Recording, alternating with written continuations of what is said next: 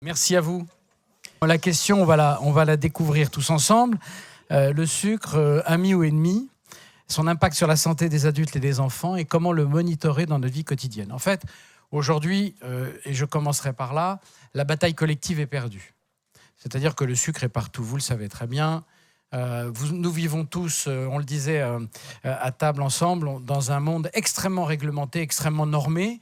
Il y a des normes pour tout, en Europe et particulièrement en France, parce qu'en plus en France, quand on transpose les réglementations européennes, on en rajoute toujours un peu. Mais alors, il y a un domaine où il n'y a aucune réglementation. Les poignées de porte, oui. La hauteur des toilettes, oui. La hauteur des portes, et ainsi de suite. Mais alors, le sucre, et la quantité de sucre qu'on peut mettre dans les bonbons des enfants, des gâteaux, et ainsi de suite, rien. C'est quand même fascinant. Donc peut-être c'est un oubli. Je pense que c'est un oubli, parce que c'était pas au programme au niveau de la commission. J'ai déjeuné avec un expert qui est là-bas, qui m'a appris ce que c'était que le trilogue, parce qu'il fallait qu'il y ait à la fois le Conseil, la Commission et le Parlement pour pouvoir entériner une loi. Après ce qui a été voté par le Parlement, voilà. Donc, voilà. Mais là, on va être hors sujet, ça va être les tomates. Voilà. Alors, moi, je suis qui? Vous me connaissez un petit peu. Je suis médecin, je suis ingénieur médical. Je fais mes études d'ingénieur après mes études de médecine. Et puis, j'ai enseigné à l'École centrale de Paris. Alors, pourquoi je vous dis ça? C'est pas pour la ramener, mais c'est parce que vous comprendrez pourquoi je me suis présenté de cette façon. Parce que l'ingénierie, c'est une chose extrêmement importante. Pourquoi j'ai fait ces études à l'époque? Parce que maintenant, je suis bien vieux. C'est qu'à cette époque-là, les gens ne parlaient pas de langue. Vous aviez les médecins d'un côté, les ingénieurs de l'autre. Et j'ai rencontré dans ma vie un de mes amis qui m'a dit l'avenir, et je lui dois beaucoup, il m'a dit l'avenir appartient aux gens qui parleront deux langues. Et vous, quelque part, vous parlez deux langues aussi, puisque vous utilisez des méthodes qui ne sont pas les méthodes conventionnelles. Je pense qu'un jour, elles seront reconnues, ce qui n'est pas encore le cas. Mais en tout cas, l'avenir appartiendra aux gens qui sont capables de parler deux langues. Et je vous ai noté, comme on le fait dans toutes les commissions scientifiques, il n'y a pas de conflit d'intérêts. Voilà. Alors d'abord, un grand merci aux organisateurs. D'abord de m'avoir invité. Je suis toujours très honoré de venir ici chez vous. Surtout merci à Christian Agrapard. Bon, je n'ai pas besoin de le faire parce qu'il va rougir. Mais moi, j'ai été voir Christian Agrapard pour moi à l'origine. Et j'y suis allé, je dois être honnête avec vous, 3 pas en avant, 2 pas en arrière. Je suis un bon allopathe, moi, classique. Et en fait, d'abord, j'ai rencontré quelqu'un d'absolument génial et merveilleux, mais en plus quelqu'un de très efficace. Et depuis, je lui voue une admiration sans limite. Je le dis, et ce n'est pas démagogique ce que je dis. Voilà. Alors, pourquoi bravo? Je vais vous dire pourquoi. J'avais prévu une slide, je ne l'ai pas mise parce que elle était un peu... elle n'était peut-être pas dans le contexte. Mais au même moment, à l'époque où j'ai connu Christian Agrapard, où je suis allé à Melun. Vous savez, pour un Parisien, aller à Melun, c'est... On prend ses papiers, on fait le plein de la voiture, de la moto, on fait vachement gaffe, on regarde le temps, on ne se trompe pas parce que les gens qui font les panneaux sont souvent alcoolisés. Et donc, je suis allé à Melun pour cette rencontre. Et pourquoi bravo? Parce qu'à la même époque, je faisais un cours justement à l'École centrale, vous allez comprendre pourquoi, sur l'intrication quantique. Alors, est-ce que vous connaissez l'intrication quantique? Voilà. Alors, l'intrication quantique, si je dis des bêtises, vous y allez avec les... Alain Aspect, prix Nobel 2022, alors qu'il avait commencé à publier en 1972. D'accord?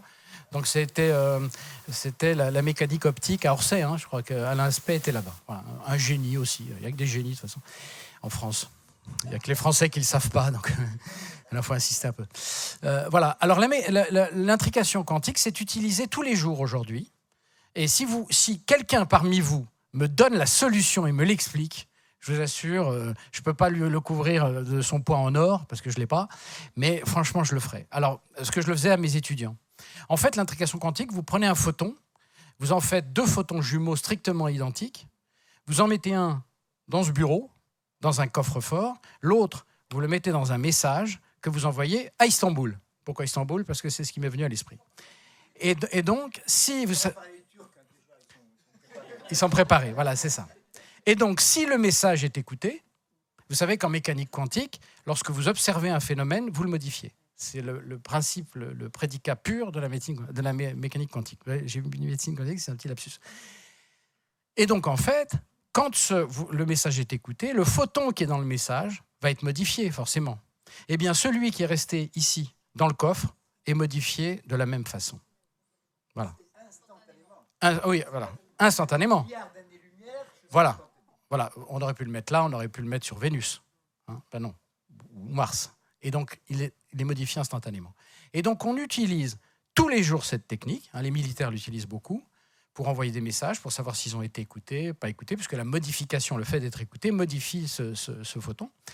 Et donc, le parallèle avec la chromatothérapie, c'est qu'en fait, je cherche là-dessus, je lis tout ce qu'on me donne. On me donne à chaque fois les bouquins du CEREC, je rentre dedans. Je vous avoue qu'à un moment, je suis complètement largué, mais bon, je continue. Mais pourquoi je vous dis ça ? Parce que c'est en ça que je voulais rendre hommage à Christian Agrapard, parce que en fait, je crois qu'il est neuropsychiatre, Christian, et un neuropsychiatre qui a mis en place, et qui maintenant est une technique, est une médecine qui est aussi diffusée par son fils Vincent, que je salue ici. Et donc, il l'a fait de façon probablement intuitive au début. Mais ça correspond sûrement à des substrats totalement scientifiques. La lumière était au début, vous connaissez cette première phrase, puisque c'est la première phase de la Bible. Et je pense qu'on a là quelque chose, un matériau qui est extrêmement intéressant. Et en tout cas, je vous félicite de vous y intéresser et d'introduire ça auprès des patients. En tout cas, moi, ça m'a fait énormément de bien, je dois le dire, donc restons égoïstes. Voilà, donc voilà pourquoi bravo. Je voulais le dire, c'était un petit peu, il y avait un peu d'émotion là-dedans, mais c'est sincère. Voilà. Alors le sucre, venons au fait de la présentation. Est-ce un ami ou un ennemi ? En fait, ami-ennemi, ça ne veut pas dire grand-chose. On a tous autour de nous des amis qu'à un moment, on ne supporte plus. Vous avez tous eu des amis que vous avez invités aux vacances pendant 10 jours, et au 11e jour, vous étiez contents, ils sont partis. Mais ça ne vous a pas empêché, en rentrant de vacances, de les revoir, pour évoquer les vacances. Voilà. En mentant, bien sûr, sur la qualité de ces vacances. Oh, c'était tellement chouette que vous soyez avec nous. Bon, voilà. Vous savez, c'est les fameux chicoufs. Un chic, ils viennent, ouf, ils partent. Voilà. Alors, d'abord, donc on incrimine le sucre. En fait, le sucre, vous allez voir qu'on a une vraie relation d'amitié avec le sucre. Vous allez comprendre pourquoi. Mais il n'agit pas seul. Il a des complices qui ne cessent de se renforcer pour provoquer cette épidémie qui est aujourd'hui présente partout, le diabète de type 2. Le diabète de type 2, c'est un diabète qui se développe aujourd'hui. C'est une maladie qui est vraiment quasiment épidémique, non infectieuse, bien sûr, quoique. Et vous connaissez les différents types de diabète, je vous les rappelle très rapidement. Le type 1, c'est 10%, et il y a alors, peu d'hérédité. Pourquoi je vous dis ça ? Parce que quand on a des patients qui sont type 1, souvent, et quand ce sont des adolescents ou des jeunes adultes, les parents sont extrêmement culpabilisés. La mère est pratiquement sûre d'avoir donné le diabète à son fils ou à sa fille. Et en fait, la réalité, c'est pas ça. Vous savez combien c'est l'hérédité du diabète de type 1 ? Combien ? Non, c'est le 10%, c'est le nombre de diabétiques. C'est un piège. Je travaille, moi. Ouais. Alors, allez-y, attendez, vous avez imaginé quoi ? Vous allez vous asseoir, vous allez digérer que je vais parler. Alors, dites-moi, combien ? Bravo, c'est 2,5%.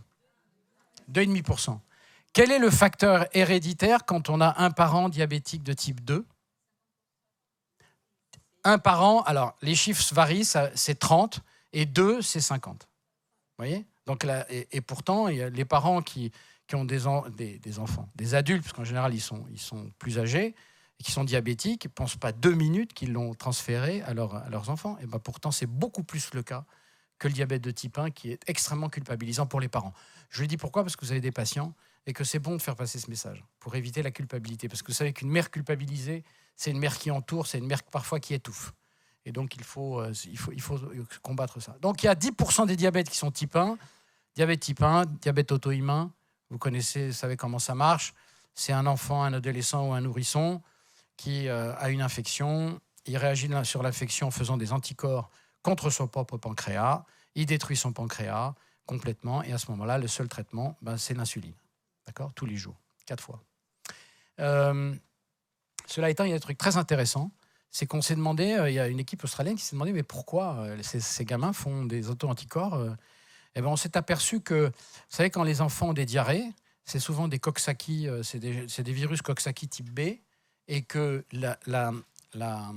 l'identité immunitaire de ces Coxsackie est très proche de l'immunité des cellules bêta des îlots de Langerhans qui font l'insuline. C'est intéressant quand même, parce qu'il peut y avoir... Ils ont commencé des vaccinations en Australie, et il semblerait que ça commence à marcher. Voilà. D'où l'avantage de l'allaitement, par exemple. Parce que quand vous allaitez, vous avez moins de risques d'avoir ce type de diarrhée chez le nourrisson. Le diabète de type 2, c'est 85% de tous les diabétiques. Donc c'est énorme. Et vous avez ensuite le diabète gestationnel. Je dis pour mémoire parce que vous savez qu'après 40 ans, une femme qui a eu un diabète de grossesse, vous vous souvenez, c'est fin du premier trimestre et il s'arrête à l'accouchement. D'accord ? Mais dans 50% des cas après 40 ans, la femme qui a eu ce diabète risque d'être diabétique elle-même. Et puis vous avez le LADA, l'attente auto-immune diabète in adults. En fait, c'est un diabète de type 1 tardif. Ce n'est pas une marque de voiture, c'est un diabète tardif. Et ce diabète tardif, en fait, il est dépistable très facilement en faisant la mesure des anticorps anti-IA2 et anti-GAD. Je crois que quand vous voyez un diabète qui apparaît comme ça, qui est assez cogné chez des gens qui ont 40, 45 ans, il faut mesurer ces anticorps. Pourquoi je le dis ? Parce qu'ils sont très rarement demandés. Voilà. Anti-GAD, GAD, anti-IA2. Voilà. Et vous pouvez avoir des gens qui ont des anti-GAD, anti-IA2 positifs, mais qui n'ont pas de diabète et qui ne mourront pas de cette maladie-là. Voyez ? Donc c'est important de le savoir. Le diabète maudit, MODY, bien sûr aussi, c'est un diabète génétique, monogénique, qui a une incidence très faible, puisque je crois que c'est 1 à 2% des diabètes génétiques. Et puis vous avez tous les diabètes secondaires, après pancréatite, après cirrhose, le diabète de l'hémochromatose, qu'on ne suspecte pas souvent, donc dosage ferritine, coefficient de la saturation de transférine, et puis les médicamenteux. Alors, les complices. On va parler des complices du sucre. Mais après, on va donner des solutions. Parce que je sais que j'ai déjeuné avec quelqu'un qui m'a dit « Oui, mais après votre première conférence, j'étais dépressif quand je suis rentré. » Donc là, je vais vous donner de l'espoir. Voilà. Alors, d'abord, il y a la génétique. On l'a dit, un parent ou deux parents diabétiques, ça change tout. Donc ça, il faut y penser, il faut interroger son patient pour savoir s'il a des facteurs de risque ou pas. Il est évident que si vous avez deux parents diabétiques, vous avez quand même intérêt à faire des glycémies à jeun et des hémoglobines glyquées régulières. La sédentarité, alors ça, c'est la maladie du siècle. Voilà. Si vous avez des proches architectes, il faut leur dire qu'à l'urbanisme, il faut pas louper les cours. Parce qu'on a fait des villes, on a concentré les gens dans des villes, on les a mis en hauteur. Et puis, vous savez, je vous rappelle que vous avez au moins 60% de votre organisme qui est fait de muscles, et on ne les fait plus marcher. Que serait une société qui a 60% de son effectif qui ne travaille pas ? Beaucoup d'ennuis. Voilà. Donc là, la sédentarité. Alors moi, j'ai l'habitude de dire à mes patients, c'est pas négociable, parce que ça ne sert à rien de changer votre équilibre alimentaire si vous ne vous musclez pas. Je rappelle qu'un kilo de muscle brûle, sans bouger, par jour, 30 kilocalories. 30 calories. Parce que kilocalories, on ne s'en sert plus. D'accord ? Donc, sans bouger, juste pour rester en vie, ce qu'on appelle le métabolisme de base. Donc, plus on augmente sa masse musculaire, plus on la renforce, et plus on brûle des calories sans bouger. La démographie et donc l'industrie. Pourquoi, en tant que complice ? Parce qu'en 2050, il faudra nourrir 9 milliards de personnes. Vous ne pouvez pas nourrir 9 milliards. C'est aussi la discussion que j'ai eue avec la personne qui m'a éduqué sur la Commission européenne. C'est très, très difficile de nourrir 9 milliards de personnes si on n'a pas une bonne productivité.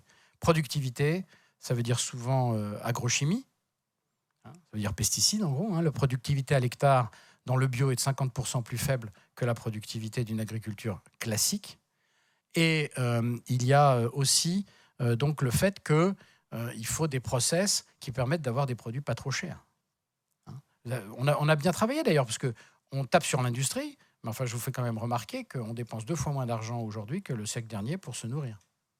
Donc on a baissé les prix, et quand vous discutez avec des industriels, ils vous disent, parce qu'il n'y a pas de complot dans tout ça, il Il y a pas les industriels qui veulent ceci. Les industriels, ils ont des entreprises. Ces entreprises doivent faire du chiffre d'affaires et du bénéfice. Sinon, l'entreprise doit déposer le bilan.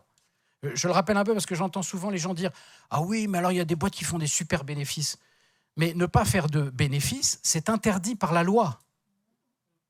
Il faut remettre les choses. Il y a des gens qui vont dire « Ah oui, c'est super bien. » Non, mais attendez. Effectivement, il y a des effets parfois d'opportunité. Parce qu'il y a une crise et qu'on a besoin d'un produit et que ce produit se vend et qu'on font des super bénéfices. Mais la réalité, c'est que légalement, une société qui ne fait pas de bénéfices doit aller voir son administrateur judiciaire. Je vous le rappelle. Donc, on a l'industrie agroalimentaire qui est devenue extrêmement puissante aujourd'hui. Et comme on a mondialisé, eh bien, ces entreprises doivent standardiser. Il faut qu'un yaourt vendu en France ait le même goût qu'un yaourt vendu à Budapest. Voilà. Et donc, les process sont extrêmement standardisés. Et quand on standardise les process, on peut le faire avec une excellente qualité, mais on peut aussi le faire avec une qualité moyenne. Voilà. Donc ça, c'est à vous, en tant que consommateur, de comprendre et de chercher. Mais la réalité, c'est que, vous voyez bien, par ordre, vous avez la génétique, le fait de ne plus bouger, le fait que nous sommes aujourd'hui confrontés à une nécessité de produits industriels. C'est très difficile aujourd'hui. Regardez vos placards et dites-moi si vous n'avez pas de produits industriels. Même parmi mes amis, ceux qui sont hyper bio, machin truc, vous ouvrez le placard, mais il y a des produits industriels. Vous n'avez pas le choix. Ensuite, il y a la grande distribution. Elle a tout changé. Elle a tout changé parce que la grande distribution... Moi, je suis d'une époque, chers amis, où lorsque ma maman allait chez le boucher, elle cherchait... je vous raconte ma vie quand même, c'est vrai. Elle allait chez le boucher, elle disait, voilà, je voudrais un gigot pour 6. Ouais. Alors, qu'est-ce qu'il faisait le boucher? Il prenait le couteau, il mettait ça, il faisait, ça vous va? Elle pouvait dire, prenez-en un peu plus, mon fils est gourmand. Non, oui, il mange beaucoup. Mais c'était régulé socialement.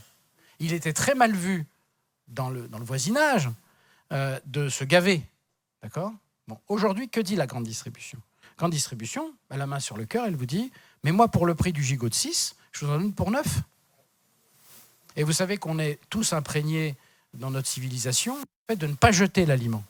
Parce que pendant des siècles, l'aliment, ça a été quelque chose de très précieux. On ne jette pas de pain, on ne jette pas de yaourt, on ne jette pas de viande, on ne jette rien. Enfin, j'exagère. Mais en fait, la grande distribution, en nous donnant accès à des produits qui étaient des produits nobles, mais à des prix défiant toute concurrence et en quantité, qui n'a pas pris le petit croissant dans un petit déjeuner d'une entreprise où il prend le croissant et il en a pour toute la journée, vous savez, avec les doigts, tellement il est gras. Hein? Et donc, au prix du... Moi, mon père allait réserver les croissants au beurre le dimanche, il y allait la veille pour réserver les croissants au beurre, il n'y en aura pas pour tout le monde. Aujourd'hui, vous achetez un sac de 10. Voilà. Et ça a changé. Parce que, à moins d'être un moine zen, j'espère qu'il n'y en a pas dans la salle, à moins d'être un moine zen, comment vous résistez à l'abondance? C'est impossible. Qui a ouvert un paquet de bonbons et n'en a pris qu'un? Qui lève la main? Ah, il y en a 1, 2, 3, 4. Ah, il y en a quand même. Hein. Il y en a 2,5%, comme l'hérédité dans le diabète type 1. Voilà. Mais c'est impossible. C'est impossible. D'ailleurs, c'est fait pour ça. Voilà. Donc la grande distribution fait son boulot aussi. Qu'est-ce qu'ils font, la grande distribution? Je vous rappelle que le début de la grande distribution, c'était des friches industrielles. Hein, cette famille remarquable qui est la famille Mullier, qu'est-ce qu'elle a fait? Elle avait des filatures dans le Nord. Ils ont rasé ça, ils ont fait des hypermarchés. Voilà. Donc c'est du business. Les sucres cachés. Alors le sucre, on le met partout. Mais là non plus, il n'y a pas de complot. Pourquoi on en met partout? C'est un très bon exhausteur de goût, un excellent conservateur. Donc on en met. Et comme il n'y a pas de réglementation qui vous interdit, par exemple, de mettre du sucre dans l'eau des cornichons salés, hein, il y en a dans l'eau des cornichons salés. D'accord? Alors que moi, j'ai acheté un produit salé. Eh ben, j'ai du sucre quand même. Voilà. Et ça, pourquoi? Parce que ça permet aux fabricants de couvrir les acidités. Hein? Il n'y a pas de complot. S'il y avait un complot, ce serait génial. On pourrait le dénoncer, mais il n'y en a pas. Donc les sucres cachés, il y en a absolument partout. Partout, partout. Et ils sont cachés, c'est marqué sur la boîte. Hein. Il suffit de regarder. Hein. Glucides, dont sucre. Et puis il y a des sucres cachés mais par nature. Vous savez, c'est une grande bataille que je mène sur les féculents. Je me suis toujours demandé pourquoi on imposait aux diabétiques de manger des féculents midi et soir. Alors, est-ce que vous savez pourquoi ? Pourquoi ? Le diabétique, par définition, il a du mal avec le sucre. L'amidon, je vous rappelle, sont des millions de glucose attachés, d'accord, que vous allez digérer, que vous allez intégrer. Alors, pourquoi est-ce qu'on donne des féculents aux diabétiques midi et soir ? Hein ? Alors, premier argument, c'est lent, mais c'est pas vrai. Parce que c'est lent si, effectivement, tu ne l'as pas trop cuit. Parce que quand on cuit, la cuisson, qu'est-ce qu'elle fait ? Elle coupe les liaisons entre les glucoses. Et donc, manger des pâtes trop cuites, des nouilles, pour ça que je ne les ai pas mangées, mon cher Christian. Il m'a fait une remarque. Il m'a fait une vraie remarque. Il m'a dit, il ne faut pas oublier de manger quand même, à louche. Bon. Pourquoi ? Tout simplement parce que quand elles sont trop cuites, c'est comme si je mangeais du sucre. Tout simplement. Le riz à la casserole. Le riz à la casserole. Pensez bien que le riz qui est en dessous, au fond de la casserole, il est cuit, surcuit. Donc c'est plus du riz, c'est plus lent, c'est rapide.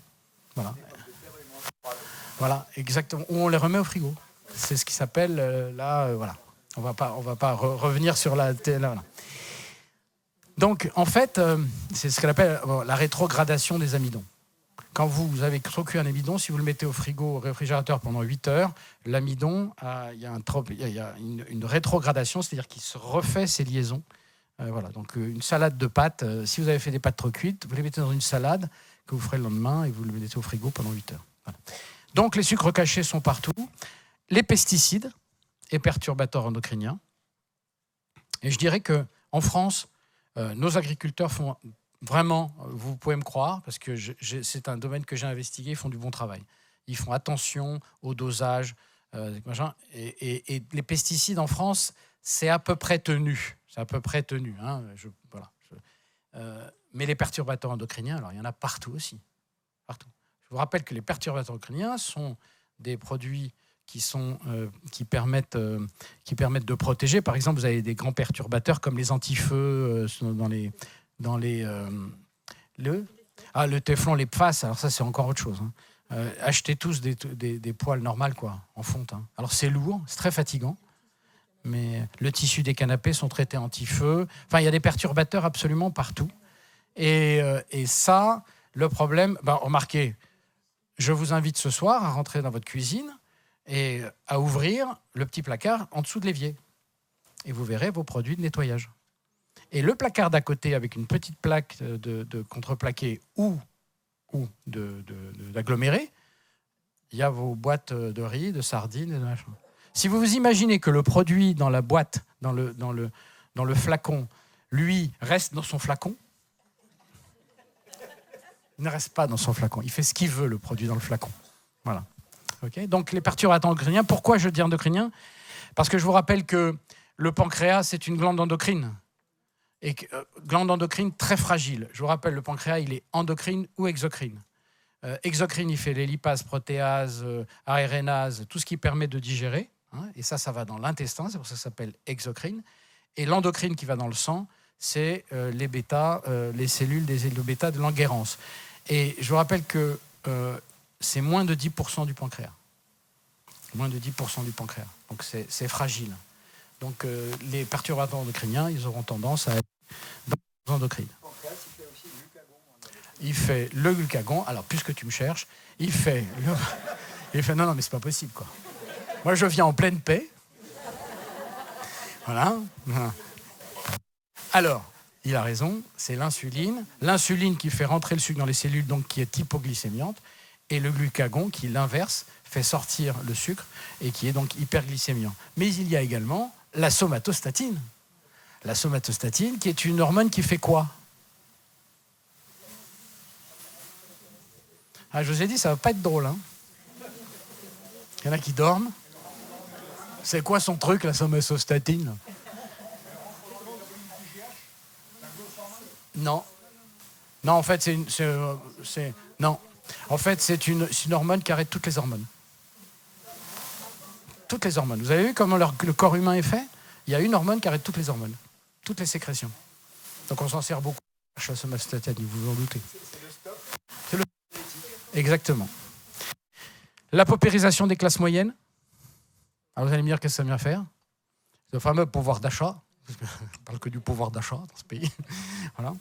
Et la paupérisation, c'est quoi? C'est qu'en fait, on achète des produits pas chers. Et les produits pas chers, c'est souvent des calories vides.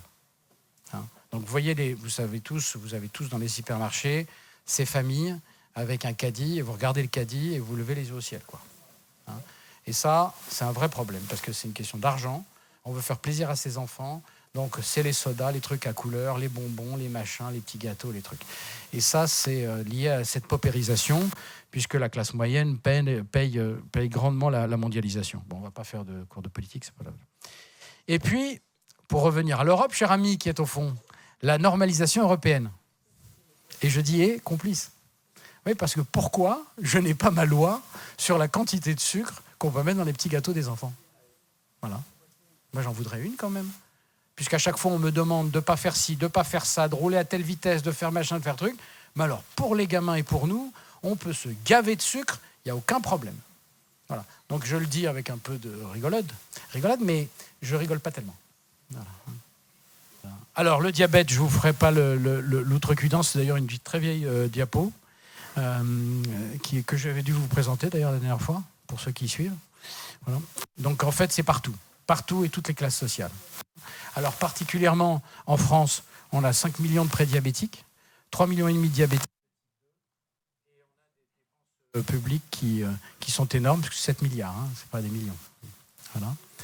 Donc, pour nous, c'est une vraie crise sanitaire majeure, mais il y a aussi une autre crise. Vous avez vu quel professionnalisme, hein, c'est-à-dire, je suis effaré. Hein, voilà. Pourquoi c'est une vraie crise? Parce que quand on devient diabétique, et quand on est diabétique, vous savez qu'il y a plusieurs stades. Il y a le prédiabète, le diabète est irréversible. Et quand il est irréversible, on se dit, mais quelles complications? Le problème du diabète, c'est que personne ne vous dira et ne peut savoir et ne peut vous dire quelles complications vous sera attribuées. Vous avez des gens qui peuvent avoir un diabète pendant 40 ans, ils n'ont rien. Puis vous en avez d'autres, ils commencent à avoir des problèmes aux yeux, aux reins, ainsi de suite. Donc ça, c'est vous, en tant que thérapeute, vous le savez très bien. Et donc, c'est un vrai problème. Les États-Unis, vous avez 87 millions de prédiabétiques, un adulte sur 3, d'accord, et 30 millions de diabétiques de type 2. Donc ça coûte 245 milliards de dollars. Je vous donne quand même les budgets, parce que vous pouvez comparer avec les budgets militaires, par exemple. Le diabète au Moyen-Orient. Alors, au Moyen-Orient, je vais être honnête, c'est ceux qui ont des chiffres. Il y a des pays qui n'ont pas de chiffres. Je vous parle de ceux qui ont des chiffres. Koweït, Arabie Saoudite, Qatar, Émirats Arabes Unis, Bahreïn.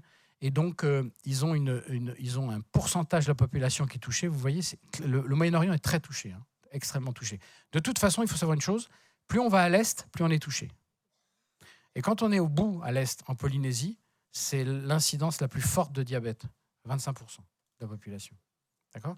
Parce qu'en fait, génétiquement, on n'est pas prêt, on n'est pas tous égaux par rapport à l'alimentation occidentale. D'accord ? Donc, voilà. Je continue. Le diabète en Chine, 493 millions de Chinois sont prédiabétiques, un adulte sur 2. Ce sont des chiffres officiels, hein, ce n'est pas moi qui les concocte. Hein. Voilà. Donc, pour les Chinois, c'est un vrai problème. Hein. La Chine, ça ne doit pas être facile de gérer ce pays, parce que c'est quand même plus d'1,5 milliard. Et voilà, ils ont une vraie crise avec ça, parce que... Pardon ? Alors, c'est une très belle question. Merci de la poser. En fait, il y a certains commentateurs qui disent que c'est le problème du deuxième bol de riz. C'est-à-dire que le riz, c'est un féculent. Le riz, quand on le mange de façon, parcimonieuse, on mange un bol de riz. Voilà, c'est ce qu'était Quand on a de l'argent, ce qu'on veut, c'est montrer qu'on a... Et voilà. Et c'est pour ça que vous avez beaucoup de ces petits garçons en Chine qui sont un peu en surpoids, parce qu'on ne leur refuse rien. Et que c'est des petits bouddhas, on appelle ça. Et donc ça, c'est un vrai problème. Et je pense qu'il faudra qu'on aide... C'est paradoxal de dire ça, mais il faudra qu'on aide les Chinois pour ça, parce que le diabète, c'est un vrai problème en Chine.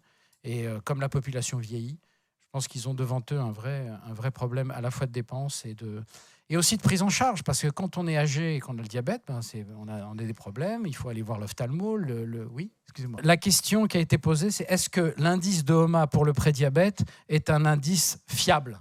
C'est ça votre question ? Voilà. En fait, le HOMA, c'est très compliqué parce que c'est le rapport entre la glycémie et l'insulinémie. D'accord ?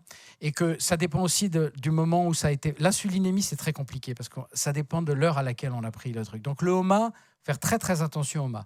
Soit il est vraiment perturbé, et à ce moment-là, c'est une indication, mais en tant que professionnel, vous le voyez tout de suite si le HOMA est perturbé. On va en parler de la résistance à l'insuline, parce que la résistance à l'insuline, c'est la mère de toutes les maladies. En fait. La mère, pas la mère. C'est pour la... Très bonne. Qui a fait ça ? Voilà. Alors, les coûts globaux, en gros, on a évalué que c'était 642 milliards dans le monde entier de dollars. 642 milliards. C'est les économistes, hein, voilà. Et vous voyez, et c'est les pays où on sait. Il y a des tas de pays où on n'a pas de chiffres. Et où c'est pas soigné. Donc, des coûts secondaires exponentiels, les complications, les traitements qui augmentent. Vous savez qu'aujourd'hui, il y a d'excellents traitements pour le diabète de type 2, vous les connaissez, les agonistes du GLP-1, les inhibiteurs SGLT2, bien sûr la metformine. Mais aujourd'hui, j'étais au congrès de Madrid en diabéto la semaine dernière, il y a 10 jours, ça déjà. Et en fait, c'était le GLP-1, le GLP-1 et le GLP-1. Vous savez tous ce qu'est le GLP-1 ou pas ? Alors, le GLP-1, GLP, ça veut dire glucagon-like peptide. Le 1, c'est le 1. Pas compliqué. Qu'est-ce que c'est ? C'est dans votre intestin, vous avez 1% de vos cellules qui vont sécréter cette hormone. Qu'est-ce que fait cette hormone ? Elle va améliorer la sécrétion d'insuline dès que le sucre dépasse la norme. C'est ça qui est extrêmement intéressant. Ce qui fait que ce produit, quand il est injecté, ne provoque pas d'hypoglycémie. Voilà. Et il régule la vidange gastrique. Donc on a moins faim. C'est pour ça que vous avez des traitements comme le sémaglutide, que vous connaissez, liraglutide, semaglutide, ça finit en tutide. L'Ozempic, par exemple, pour ne pas le citer tout en le citant, c'est un produit qui est très utilisé dans d'autres, pas seulement pour le diabète. Alors, le GLP-1 a une action très forte sur le diabète puisqu'il permet de diminuer l'hémoglobine glyquée de 1,5%. Je vous rappelle, l'hémoglobine glyquée, vous savez tous ce que c'est ? Bon. Quand vous voulez doser le sucre dans le sang, vous prenez la glycémie à jeun. Très bien, la glycémie à jeun, ça vous donne la valeur un jour donné. Mais quand vous voulez mesurer, avoir une autre idée à peu près de ce qui se passe dans la journée, vous avez, et après je vous présenterai une autre solution, vous avez ce qu'on appelle l'hémoglobine glyquée. Alors, vous êtes assis, ça tombe bien. L'hémoglobine glyquée, qu'est-ce que c'est ? Dans votre sang, vous avez des globules rouges. Ces globules rouges sont remplis d'hémoglobine. L'hémoglobine, ça prend l'oxygène, ça devient rouge d'ailleurs quand c'est oxygéné, et ça va le déposer dans les organes via les artères. Jusque-là, tout va bien ? OK. L'hémoglobine, c'est une molécule très complexe. Et elle a une fraction, un bout, une aile, qui s'appelle la fraction A1C. Et cette fraction A1C, c'est celle qui va se marier avec le sucre qu'il y a dans votre sang. Puisque vous avez toujours du sucre dans le sang, puisque sinon vous tombez dans les pommes. Donc vous avez toujours une valeur de la glycémie normale qui est, je vous le rappelle, comprise entre 0,7 g par litre et 1,04 g par litre. Voilà. Donc si vous avez, ce sucre va se marier, et comme on va mesurer le pourcentage de sucre qui s'est marié, et comme le globule rouge vit combien de temps ? 3 mois. Donc il naît dans la moelle osseuse et il est tué dans la rate. Et on le renouvelle comme ça. Donc en mesurant le pourcentage de sucre dans la fraction A1C, on a 3 mois de moyenne de glycémie. C'est clair ? C'est pour ça que quand vous faites une glycémie à jeun, vous ne pouvez pas conclure. Vous ne pouvez rien conclure du tout. Il faut l'hémoglobine glyquée. Voilà. Donc, les complications, on va les faire en détail. Hein. Donc, les traitements, on en a parlé. Agoniste GLP-1. Et maintenant, il y a encore mieux que l'agoniste GLP-1. Il y a qui est une incrétine. Non, ça ne va pas recommencer. Crétine, c'est sécréter. C'est une sécrétion. Hein. Voilà. Crétine, donc vous avez exocrine, endocrine, et donc incrétine, intestin. Donc ce qui est traité par l'intestin. Mais il y en a une autre qui s'appelle le GIP. Donc il y avait le GLP-1 GIP. Et donc il y a un laboratoire qui a sorti une duo-incrétine qui est encore plus efficace et qui permet de perdre encore plus de poids. Hein, voilà. Donc si vous voulez, à la fin, je vous donnerai les noms de ces produits, puisque ce produit vient d'avoir l'AMM, hein, donc en France. Mais la metformine, ça reste très bon hein, aussi. Hein. Voilà. Le problème de tous ces traitements, je vous rappelle, c'est que Tout médicament actif a des effets indésirables. Voilà, tous. D'ailleurs, s'il n'a pas d'effet indésirable, c'est qu'il n'est pas actif. Je fais à l'envers. D'accord ? Donc, bah oui, c'est vrai. Un médicament qui a une action, eh ben, il n'a jamais une cible. Il n'a jamais une cible unique. Il a souvent des cibles annexes. Et c'est les cibles annexes qui vont provoquer des problèmes. Donc, ces traitements ont un inconvénient, c'est qu'ils donnent mal au ventre. Voilà, on a des reflux, on a des douleurs gastriques, on a des diarrhées. Et 30% des gens arrêtent le traitement après 1 an, malheureusement, et plus de 50% après 2 ans. Et ça, pour un diabétologue, c'est très, très ennuyeux parce que ce sont des médicaments qui marchent super bien. Voilà. Donc après, quand ils ne supportent pas, vous faites quoi ? Voilà. D'autant qu'aujourd'hui, vous savez, on est passé, dans le diabète de type 2, on est passé d'une forme d'inertie thérapeutique. Parce que d'habitude, vous voyez quelqu'un qui venait, 45-50 ans, un peu bedonnant, qui ne mange pas terrible, qui ne bouge pas du tout. On donnait de la metformine, on donnait des conseils qui étaient rarement suivis. Ensuite, on donnait la metformine, et puis au bout de 5 ans, il revient, on lui donne un deuxième produit, et puis au bout de 5 ans, on lui donne un produit, et puis à la fin, ça finit par l'insuline. Ce qui est ennuyeux, l'insuline chez les diabétiques type 2, parce que ça fait grossir, vous savez. Donc, à part, il y a quelques insulines qui ne font pas grossir, mais dans la plupart des cas. Et puis, l'insuline, pour un diabétique de type 2, c'est vécu comme la faim. Hein, si je suis à l'insuline, c'est qu'il n'y a plus rien à faire. Voilà. Donc, en fait, les traitements coûtent cher. Hein. La metformine, ça coûte 3 €. Le GLP-1, ça coûte 80 € par mois. Ça, c'est les prix français. Parce que vous savez qu'en France, on a les prix les plus bas du monde. Hein. Aux États-Unis, une seringue, ça coûte 500 $ pour le mois. Voilà. Donc, il faut voir. Donc, c'est parce qu'on ne va pas parler que de la France, mais les traitements, c'est des coûts importants. Les arrêts de travail et les affections longue durée, parce que toute cette maladie est prise en longue durée à 100%. D'accord ? Donc, ça a un impact sur l'économie médicale, la médico-économie, et puis les conséquences psychosociales. Hein ? Parce qu'il y a des effets indésirables qu'on verra tout à l'heure qui sont pas sympathiques. Hein. Voilà, donc 1 milliard de prédiabétiques. Pourquoi je mets ça ? Parce que ça veut dire que le stock est devant nous. Il n'est pas derrière. 70% sont diabétiques dans les 10 ans. Vous vous rendez compte ? C'est absolument colossal. Colossal. Moi, j'aime bien quand je vois les informations, tout le monde s'étonne parce qu'il y a eu ça ou ça, mais la réalité, c'est que derrière, il y a un vrai truc qui arrive et que personne ne voit. Voilà, donc là, je vous ai donné vous les aurez sur les slides parce que vous les aurez en... Hein. Et on sait en plus que pour éviter le diabète type 2, il faut perdre en moyenne 5 à 7% de son poids et faire 150 minutes d'exercice par semaine. Mais l'exercice, on mouille la chemise. Hein, attention, parce que moi, j'ai des patients qui me disent « Je marche, docteur ». C'est très bien de marcher, hein, faut marcher. Mais comme c'est le foie, vous savez que c'est le pancréas qui fait l'insuline, mais c'est le foie qui régule la glycémie. D'accord ? C'est lui qui a les stocks de sucre et qui les lâche. D'ailleurs, petite, pas anecdote, mais ce qui arrive souvent, c'est que vous avez des gens qui viennent en disant « Mais je ne comprends pas, docteur, j'ai ma glycémie le matin qui est à 1,20. » Alors que la veille, j'ai pratiquement rien mangé et j'ai quand même 1,20. Alors, c'est quoi le diagnostic ? C'est ? À peu près, oui. D'après vous ? Le foie ? Et qui fait quoi le foie ? Foie gras ? En fait, voilà, c'est le foie, et on va en parler de la résistance à l'insuline. Quand vous vous levez le matin, vous avez un noyau qui est derrière l'œil, derrière la nerf optique, qui s'appelle le noyau suprachiasmatique, qui va réveiller tout le monde. Et donc, le cerveau va envoyer un ordre au surrénal pour faire du cortisol. Le cortisol, c'est l'hormone du réveil et de la guerre. Il faut que j'y aille. Et à ce moment-là, quand le foie voit du cortisol, il lâche du sucre pour vous donner de l'énergie. Et dès qu'il a lâché du sucre, normalement, le pancréas fait de l'insuline. Et à un moment, il n'entend plus. Il devient insulino-résistant. Donc vous pouvez très bien même avoir une hémoglobine glyquée normale, mais une glycémie à jeun augmentée. C'est un signal. Hein. Alors ça ne veut pas dire que vous êtes en danger. C'est juste un vrai signal dont il faut tenir compte. Ce n'est pas anodin. D'accord ? Voilà. Alors, une relation amicale. Parce que j'ai parlé de problèmes, mais on a une relation amicale. Quand vous êtes dans le ventre de votre maman, ce que vous déglutissez, hein, parce que vous êtes amphibie dans le ventre de votre mère. Hein. Vous n'êtes pas aérien, vous êtes amphibie. Vous êtes un vrai poisson. Et bien à ce moment-là, il y a un petit goût sucré dans le liquide amniotique. Hein, parce qu'il est un peu sucré.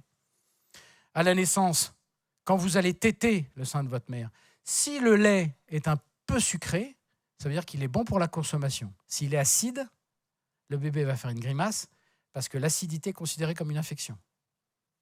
D'accord ? Donc vous voyez, c'est codé chez nous. Hein, c'est pas, on ne l'a pas appris, c'est codé. Donc après, à l'enfance, on va découvrir des produits très sucrés.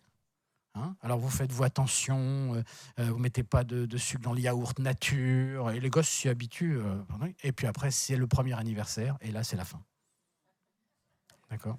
Là, c'est terminé. Et pourquoi moi, j'ai pas machin ? Et c'est la réflexion d'un gamin qui dit à sa mère, mais pourquoi on est pauvre ? Elle dit, mais pourquoi on est pauvre ? Parce que moi, j'ai un bout de pain de baguette avec du chocolat dedans. Les autres, ils ont des tas de gâteaux. Voilà, donc pour lui, ils sont pauvres. Non mais, on en rit, mais c'est pas drôle. Hein. D'accord ? Parce que je vous rappelle aujourd'hui que beaucoup de gamins ne mangent pas de petits gâteaux, même industriels, ils mangent des chips. Oui, ils mangent des chips. Et qu'est-ce qu'il y a dans les chips ? Il y a un composé dans les chips. Qu'est-ce qu'il y a comme composé ? Du gras, du sucre et de l'acrylamide. De l'acrylamide. Vous irez voir sur Internet. En fait, c'est la réaction de Maillard. Quand vous chauffez et vous grillez de l'amidon, vous allez créer ce qu'on appelle des composés néoformés. Et il y en a un particulièrement qui est l'acrylamide. Et qui n'est pas très très bon pour la santé. Ensuite, à l'adolescence, le complice idéal, l'alcool. Ouais, je suis un mec, moi. Je bois. Ah, moi, je suis une super nana. J'ai pas peur. Allez hop. Et donc, pourquoi ? Parce qu'à l'adolescence, pourquoi est-ce que les adolescents ont ces comportements, d'après vous ? Teste les limites, ça c'est l'éducation, absolument d'accord. Quoi d'autre ? Se faire remarquer, j'ai ma personnalité, j'existe. De toute façon, les parents, ils sont nuls, ils ne comprennent rien. Ensuite, c'est quoi qui n'est pas mature ? Voilà. Avant 20 ans ou 22 ans, il y a une petite glande dans le cerveau qui va réfréner vos pulsions qui vont vous donner référence au danger. Et c'est pour ça qu'on trouve souvent des attitudes folles avant 20 à 22 ans. D'accord ? Donc, voilà. C'est très important de comprendre ça. C'est pour ça qu'il faut suivre. Il faut les suivre jusqu'à un certain temps quand même. À l'âge adulte, on est victime des habitudes et du social.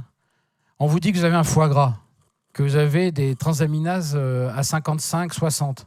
Vous allez à un dîner, non mais je ne vais pas prendre ça parce que vous n'allez pas expliquer que vous avez un foie gras, une stéatose hépatique avec des alates à 50.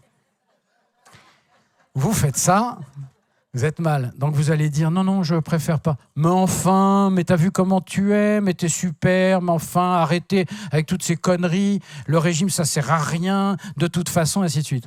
Cela étant, vous savez qu'on est tous au régime. Hypercalorique. Non, je dis ça parce que j'entends souvent ça. Mais les régimes, ça. Mais on bouffe tous beaucoup trop. Beaucoup trop. On mange des quantités astronomiques. Voilà, donc voilà. Donc le social, hein, boire aussi. Boire. Quand vous ne tenez pas l'alcool, c'est difficile. Hein, quand vous avez quelqu'un qui vous verse du vin. À la fin, c'est un cauchemar.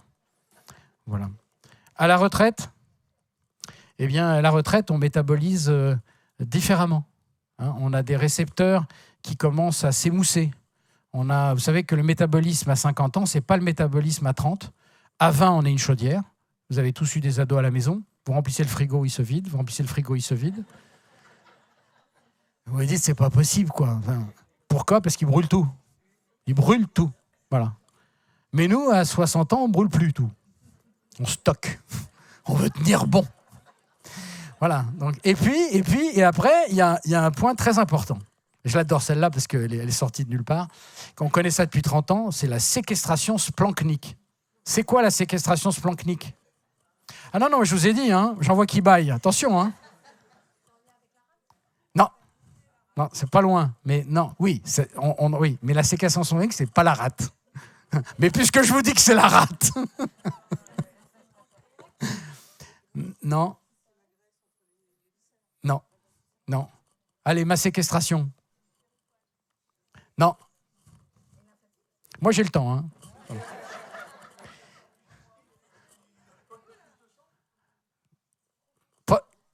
Voilà. En fait, vous avez un système fiscal dans votre tube digestif. Je vous explique le système fiscal. Jusqu'à 55 ans, 60 ans, vous avez un taux qui est proche de la TVA. 25% des protéines sont gardées par l'intestin pour lui. D'accord ? Ça, c'est très important à comprendre. À partir de 55-60 ans, il en prend 50%. C'est ce qui explique la sarcopénie. Vous savez, la sarcopénie, le fait que les personnes âgées ont moins de muscles.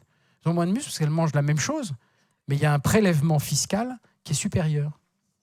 Pourquoi ? Parce que le tube digestif, c'est l'organe qui vit le plus longtemps. Je vous souhaite d'avoir 120 ans, tous ici. À 120 ans, vous aurez des selles. Enfin, j'espère. Je regarde Christian, il se dit jamais plus. Jamais plus je l'invite celui-là.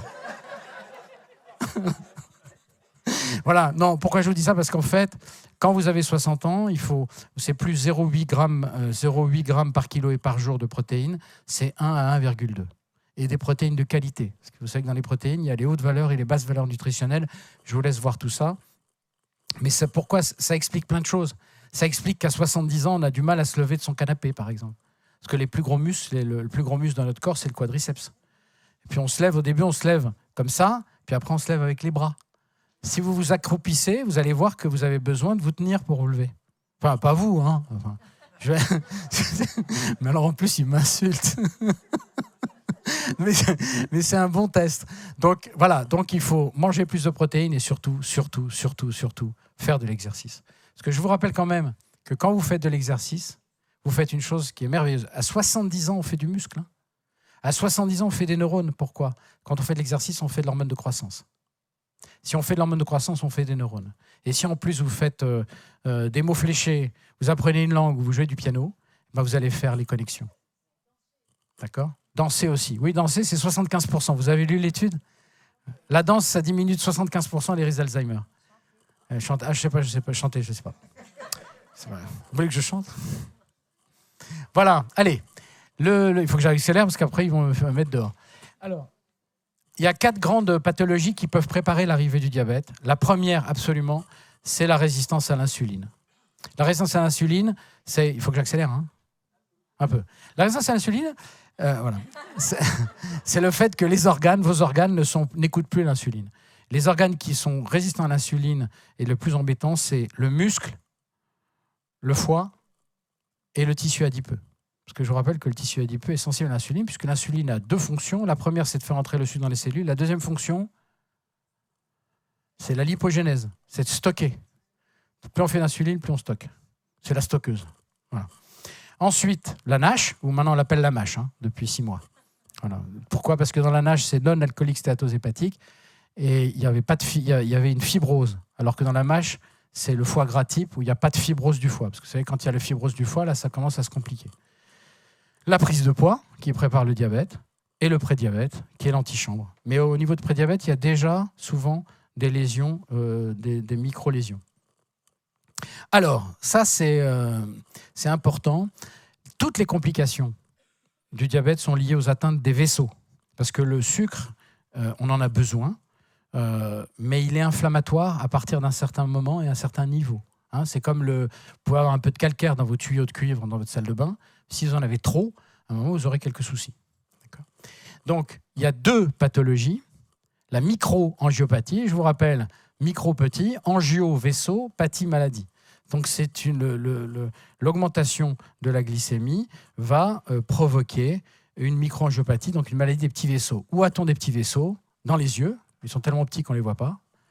La neuropathie, ce qui fait qu'on a des troubles de la sensibilité, et les glomérules rénaux, parce que vous savez qu'on a des millions de filtres glomérulaires, et donc vous pouvez en déduire les pathologies.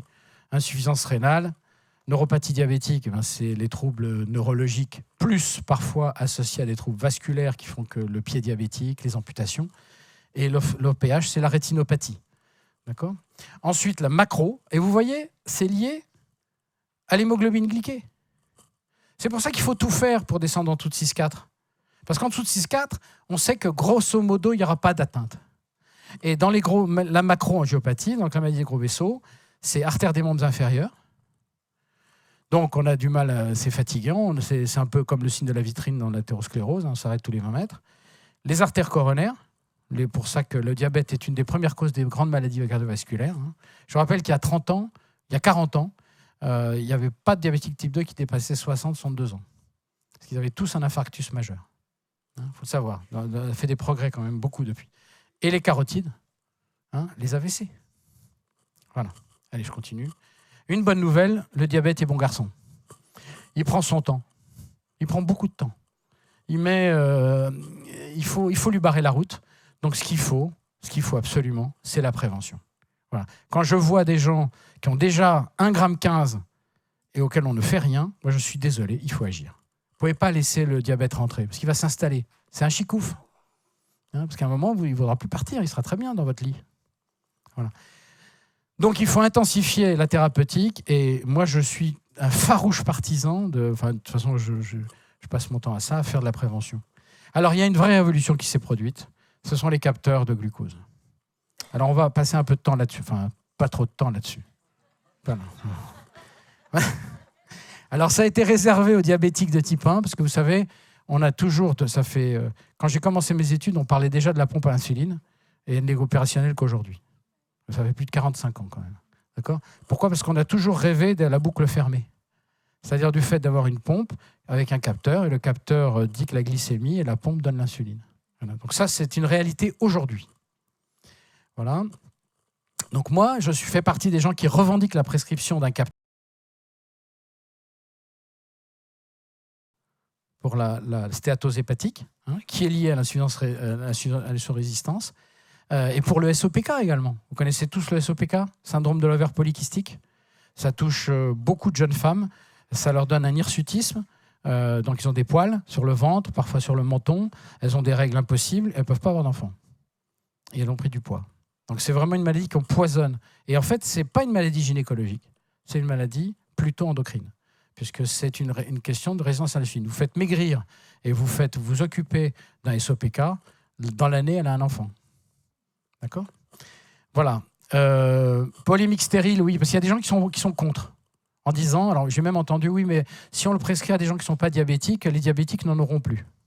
Ils n'ont pas compris ce que c'était que le capitalisme. Donc, c'est comme si les labos allaient se dire, c'est ballot, on va les vendre à d'autres. Vraiment, c'est ennuyeux.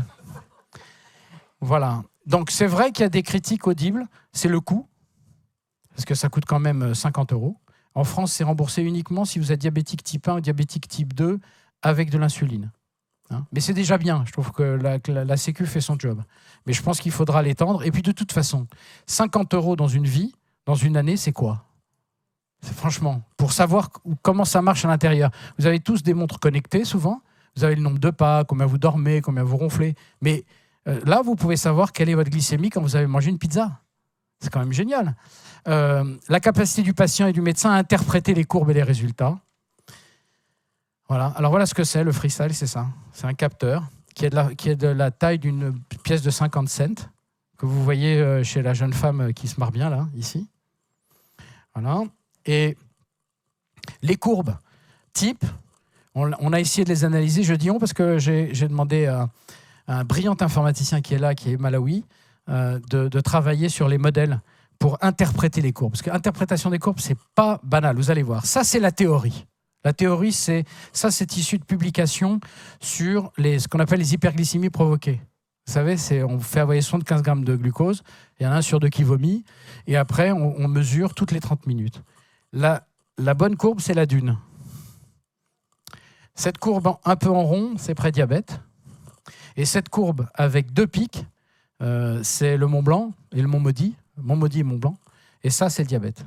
Mais ça, c'est très théorique, parce que c'est jamais comme ça. Voilà comment c'est. 5 minutes. Promis, juré.